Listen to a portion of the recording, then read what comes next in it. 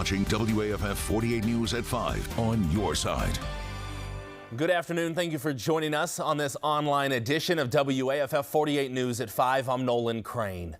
And we woke up with sub-freezing temperatures, but things warmed up a little during the day. Jada Russell is in the 48 First Alert Weather Center. Jada, another cold night tonight, but things will slowly warm up this week, so definitely some good news. Absolutely, and we are starting to see some of those temperatures overnight step out of the teens, so we're making a little progress to get to some semi-warmer nights. But right now we do have cold weather advisories for a few counties in our Tennessee area, and these will reign through Monday afternoon. So that is Wayne, Lincoln, and Giles County. You can check out our website. I believe Giles County has made some announcements on road closures as well as some school closures. They got a little bit more of that snow than we saw here. We got flurries this morning. So current temperatures in the rest of the valley, seeing those 30s all around. 31 here in Huntsville, 34 in Moulton and Decatur. We're seeing 36 out of Russellville. So it's nice and still a little chilly outside, but nice and beautiful conditions out the door for the rest of this evening. We'll see some increase in cloud cover going into those overnight hours.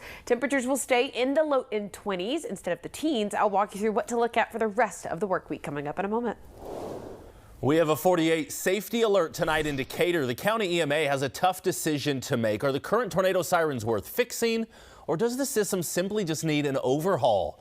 WAFF 48's Faith Delp is live in Decatur. Faith, many of those sirens there don't work, and they're also expensive to maintain.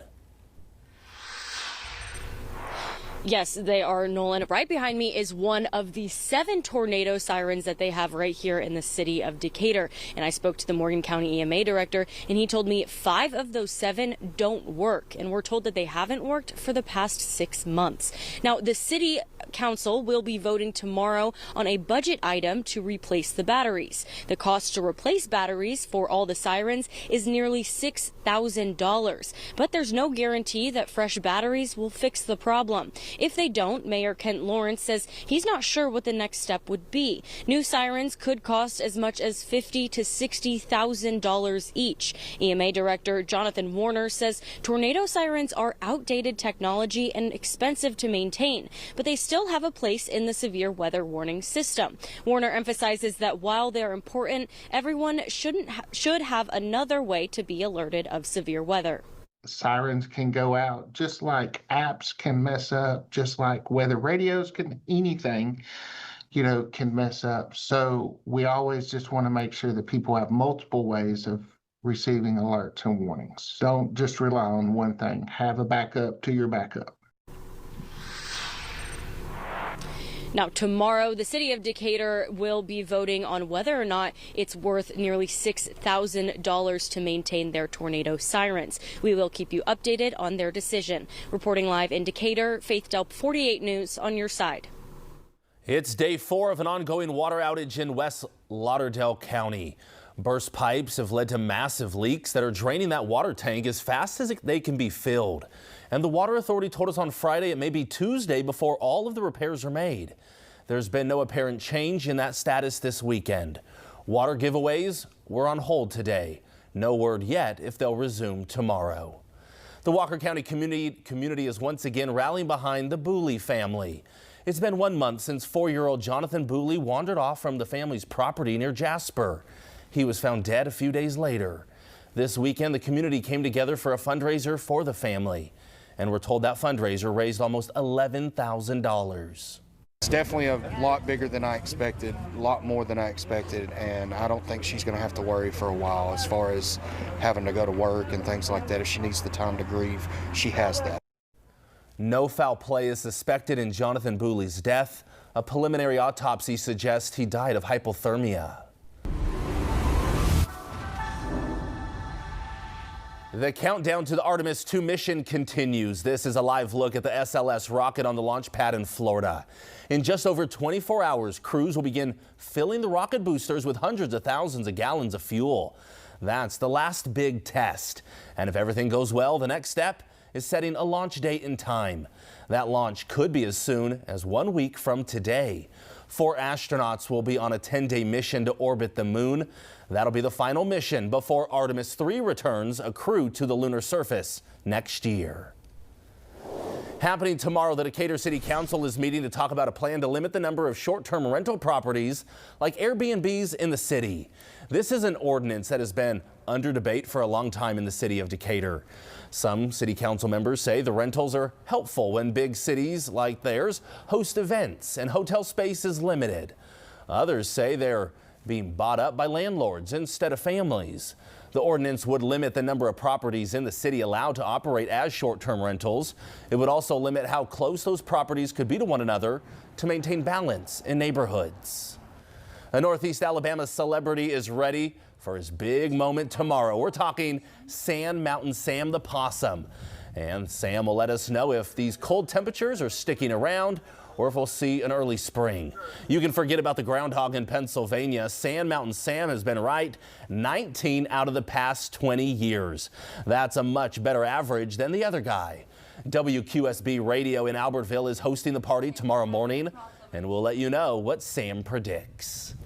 This time of year means one thing in Decatur. The Carnegie Carnival is ramping up.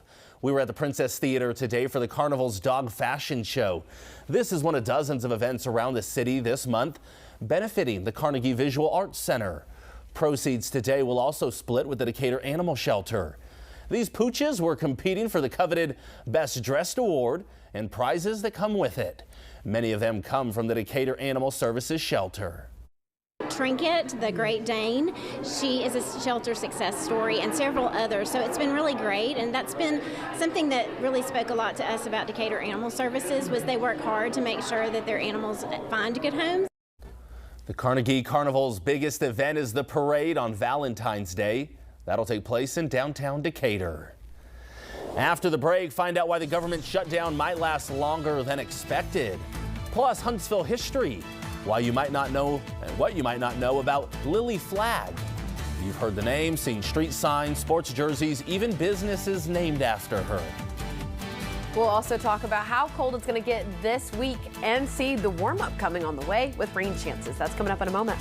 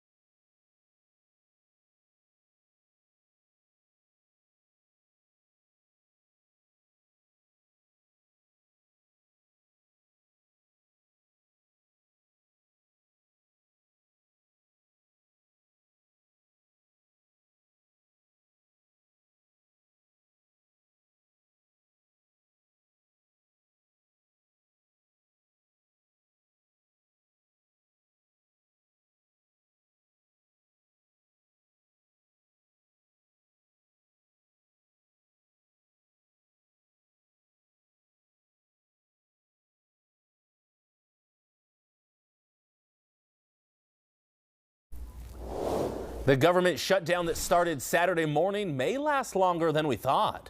On Friday, the Senate passed a spending bill with a big bipartisan majority. Everyone thought the House would vote on that bill on Monday and the government would reopen.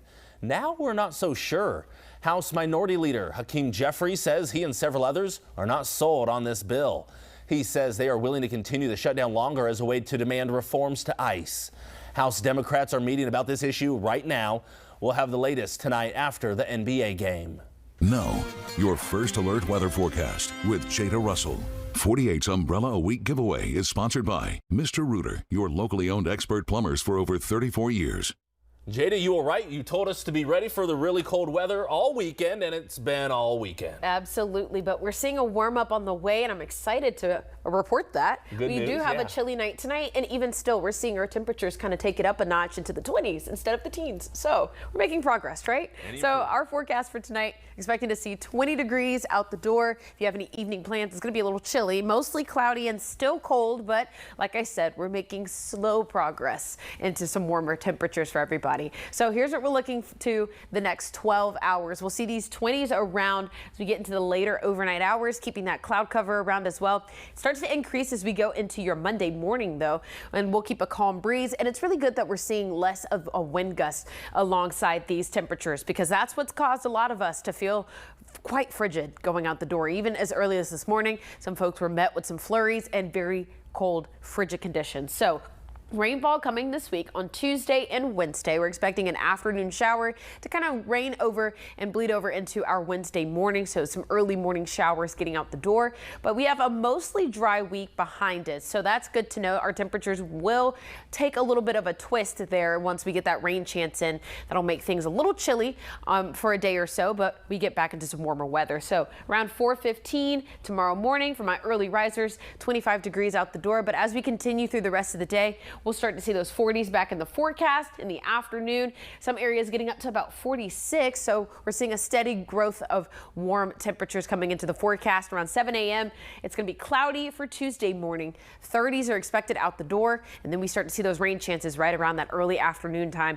Around 2 o'clock, most of us will see a heavy shower or two passing through. As we get to the evening, we seem to get a little bit of a dry spot in the night. But as we go into those overnight hours, we'll see some residual leftover showers in that point of the night. So here's what we're looking at beyond that. Temperatures on Tuesday rise up to about 56. So that's nice, but it takes us back down to those 40s for about a day or two.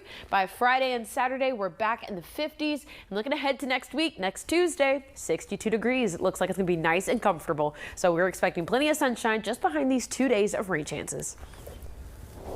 Coming up tonight at 10 after the NBA game, we're taking a closer look at the history behind one of Huntsville's most famous names. Lily Flagg's name has been seen on street signs, sports jerseys, even businesses. But who was she?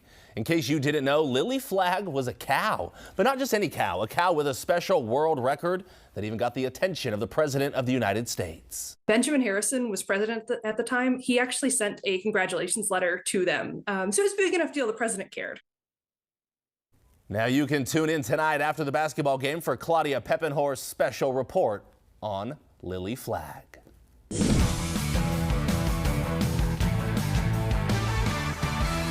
48 Sports is sponsored by Woody Anderson Ford. Well, it was a Sunday special this afternoon with Alabama and Florida playing in this new primetime window for college basketball. And it was a tall test for the Tide, visiting a team coming off a 47-point victory. Well, it seemed like the Gators picked up right where they left off, from shooting over 50% to 25 points off of turnovers, while holding Alabama to 0, and then 72 points in the paint compared to the Tide's 26. Florida held the lead in this one for all but 4 minutes and extended the lead up to 27 points late in the game. In the final from Gainesville, 100-77.